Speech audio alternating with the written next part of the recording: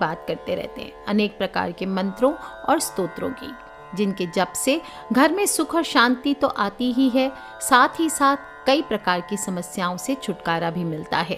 और इस स्तोत्र का जप करने मात्र से या सुनने मात्र से मनुष्य के ऊपर अगर पितृ दोष है, ग्रहों के दोष है, पैसों की समस्या है या भारी से भारी कर्ज है, तो मनुष्य सभी प्रकार की समस्याओं से मुक्त हो जाता है।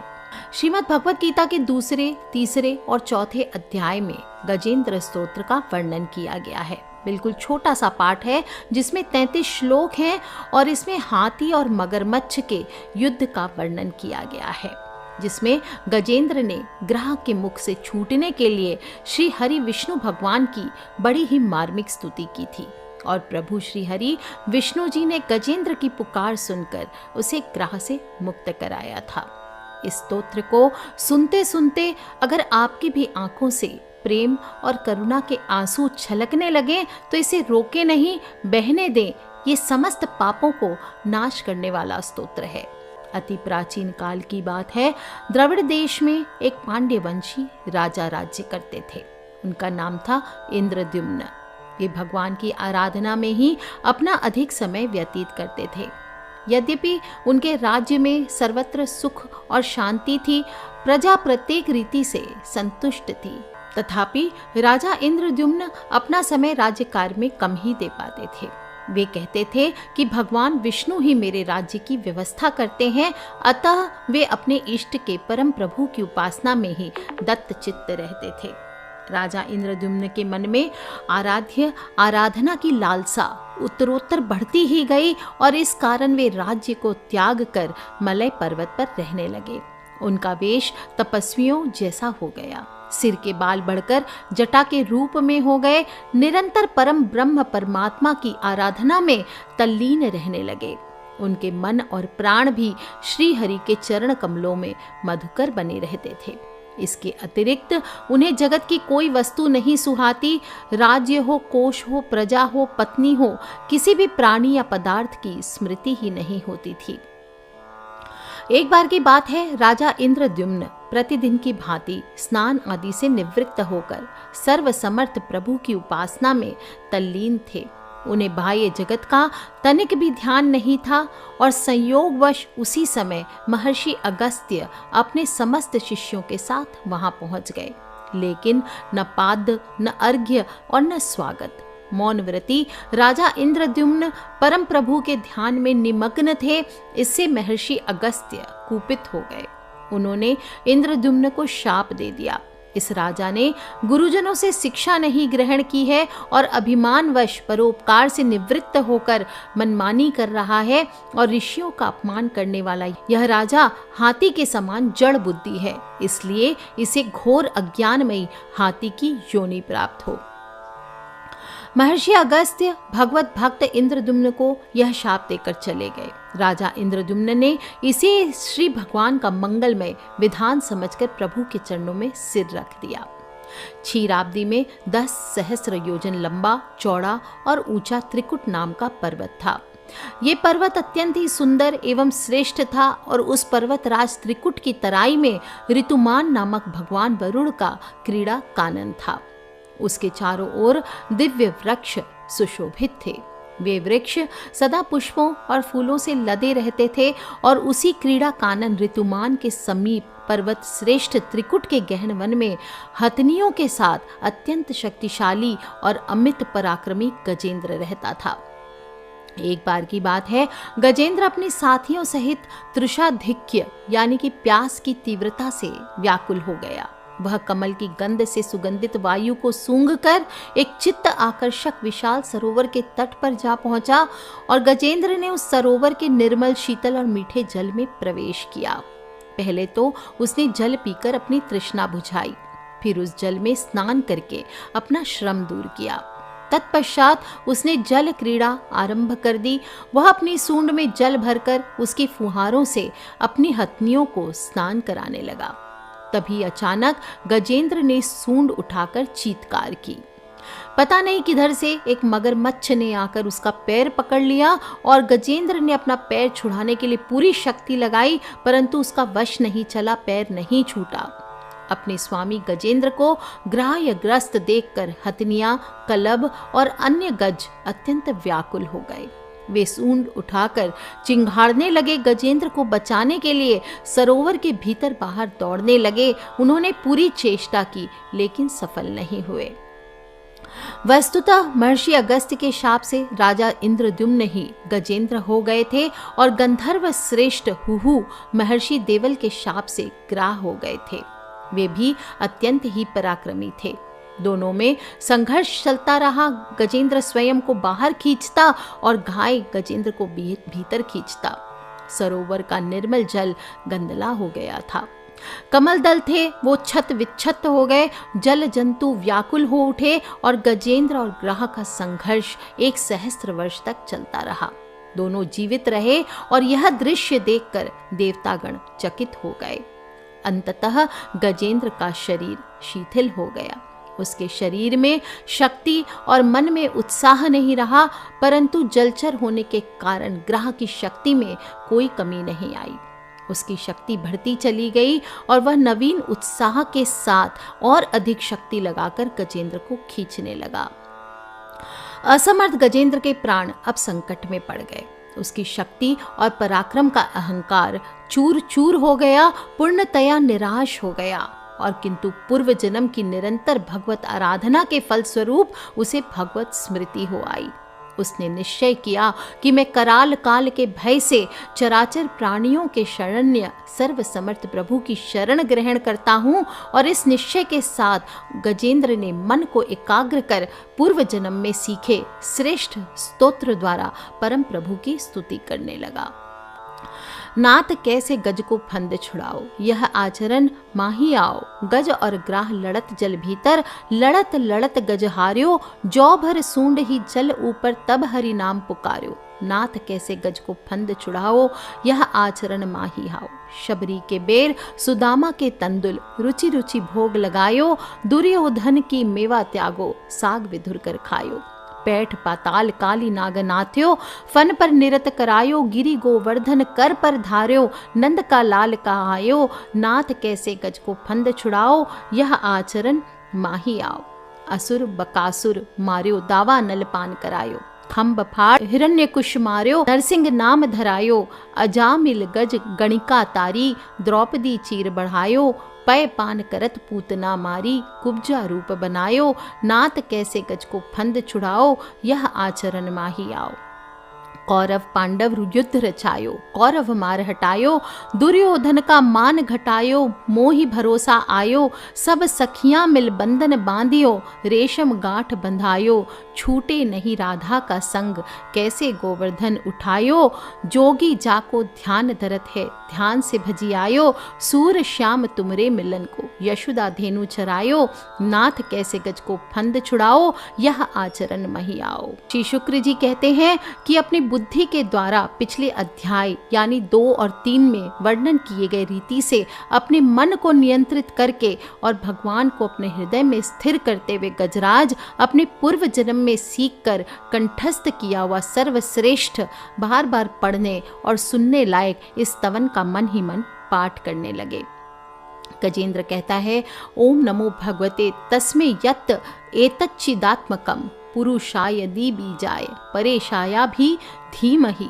गजेंद्र ने मन ही मन श्री हरि को ध्यान करते हुए कहा कि जिनके प्रवेश करने पर, जिनको प्राप्त करने पर हमारा शरीर और मस्तिष्क जागृत हो जाते हैं, ओम शब्द द्वारा लक्षित और पूरे शरीर में प्रकृति और पुरुष के रूप में प्रवेश करने वाले उस सर्वशक्तिमान देवता का मैं मन ही मन स्मरण करता हूँ, जिनके सहारे ये पूरा संसार टिका हुआ है, जिनसे ये संसार अवतरित हुआ है, जिन्होंने प्रकृति की रचना की है और जो खुद को उसके रूप में प्रकट है, लेकिन इसके बावजूद भी वो इस दुनिया में सर्वोपरि हैं, श्रेष्ठ हैं।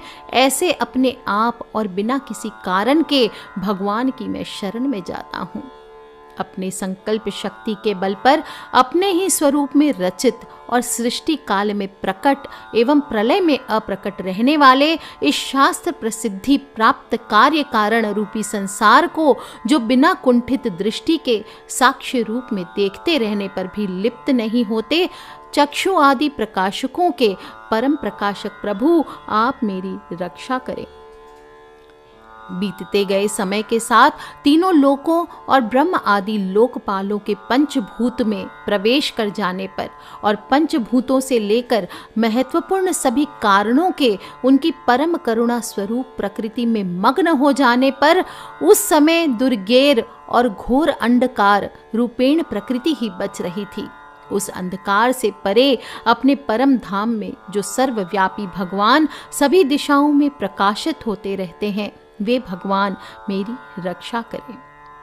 विभिन्न नाट्य रूपों में अभिनय करने वाले और उस अभिनेता के वास्तविक स्वरूप को जिस प्रकार से साधारण लोग नहीं पहचान पाते, उसी तरह से सत्व प्रधान देवता और महर्षि भी जिनके स्वरूप को जान नहीं पाते, ऐसे में कोई साधारण प्राणी उनका वर्णन कैसे कर सकता है। ऐसे दुर्गम चरित्र वाले भगवान मेरी रक्षा करें।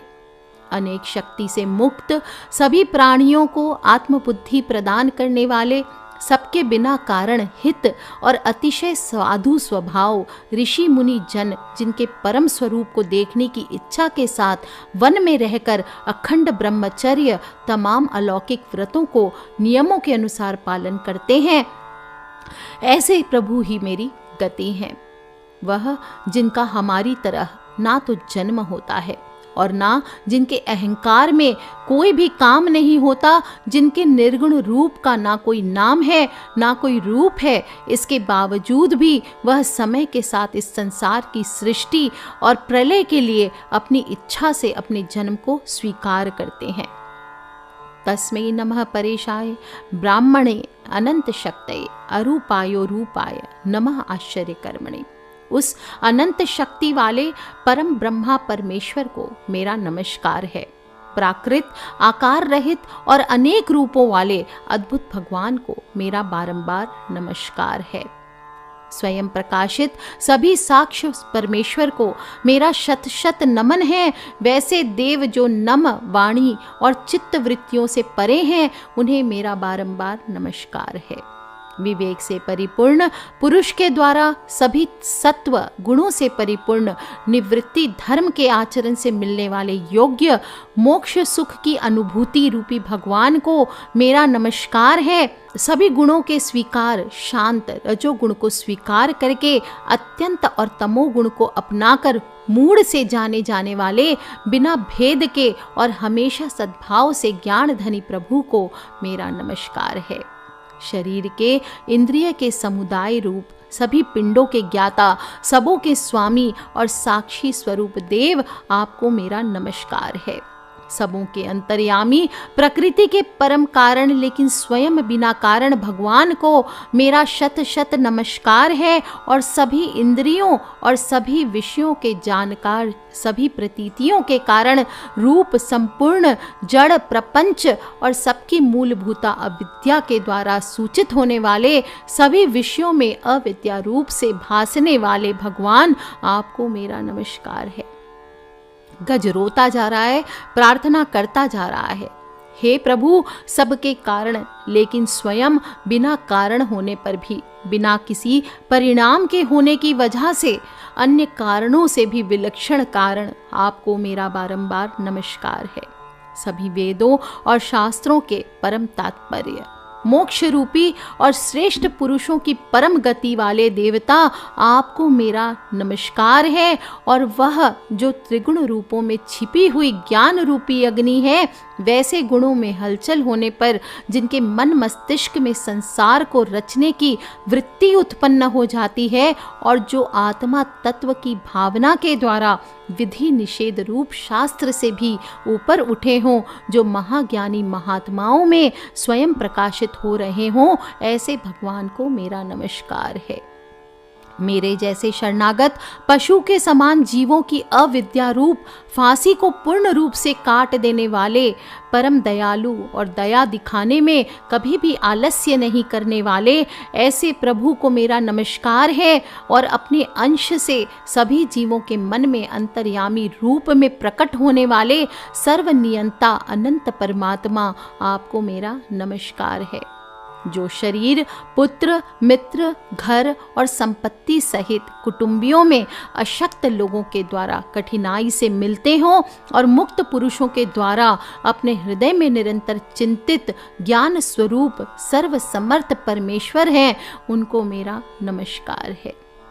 वह जिनके धर्म, अभिलाषित भोग, धन और मोक्ष की कामना से मनन करके लोग अपनी मनचाही इच्छा को पूर्ण कर लेते हैं और जिन्हें विभिन्न प्रकार के आयाचित भोग और अविनाशी पार्षद शरीर देते हैं, वैसे अत्यंत दयालु प्रभु मुझे इस प्रकार की विपदा से हमेशा के लिए बाहर निकाल। गजेंद्र रोता जा रहा है, विनती करता जा रहा है।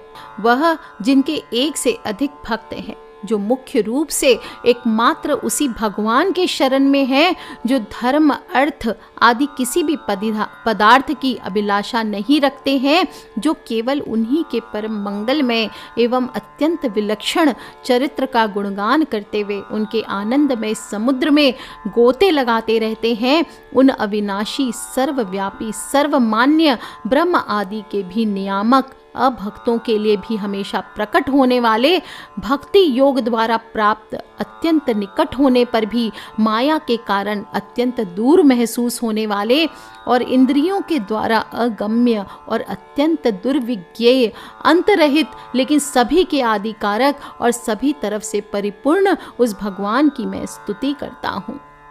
यस्य ब्रह्मादयो देवा वेदा लोकाश्चरा, वो जो ब्रह्मा सहित सभी देवता, चारों वेद, समस्त चर और अचर जीव के नाम और आकृति भेद से हैं, जिनके अत्यंत क्षुद्र अंशों से रचित हैं और जिस तरह से जलती हुई अग्नि की लपटें और सूरज की किरणें हर बार बाहर निकलती हैं और फिर अपने ही कारण में लीन हो जाती हैं, उसी प्रकार बुद्धि, मस्तिष्क, इंद्रियां और नाना योनियों के शरीर, जिन सभी गुणों से प्राप्त शरीर, जो स्वयं प्रकाश परमात्मा से अवतरित होकर भी उन्हीं में लीन हो जाते हैं, वह भगवान जो ना तो देवता हैं, ना असुर हैं, ना मनुष्य हैं और ना ही मनुष्य से नीचे किसी अन्य योनि के प्राणी हैं, ना तो वो स्त्री हैं, ना पुरुष हैं, ना नपुंसक और ना ही कोई ऐसे जीव जिनका इन तीनों ही श्रेणी में समावेश है।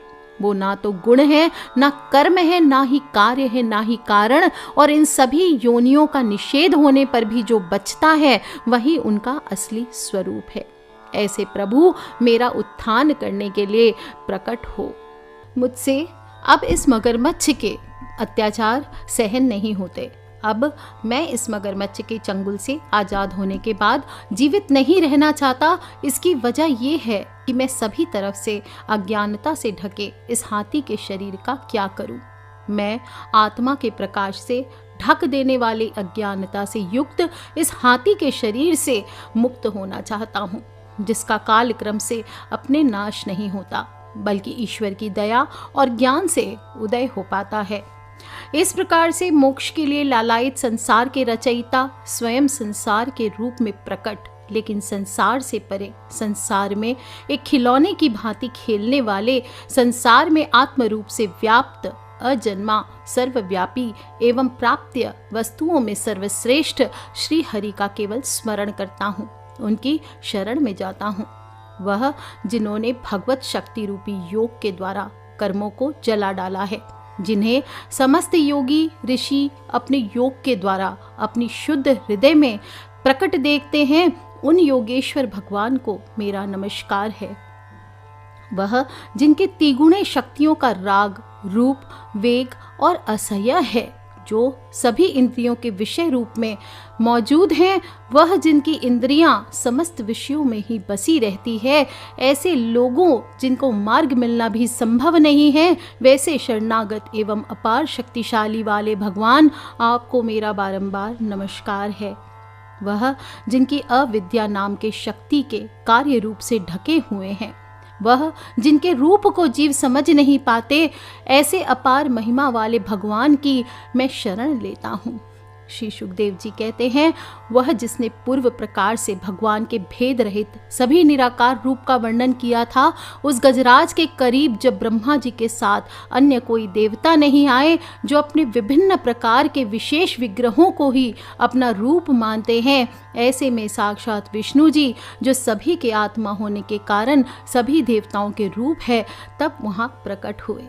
गजेंद्र ने भगवान की बड़ी सुंदर स्तुति की थी, इसलिए भिन्न भिन्न नाम और रूप को अपना स्वरूप मानने वाले ब्रह्मा आदि देवता उसकी रक्षा करने के लिए नहीं आए।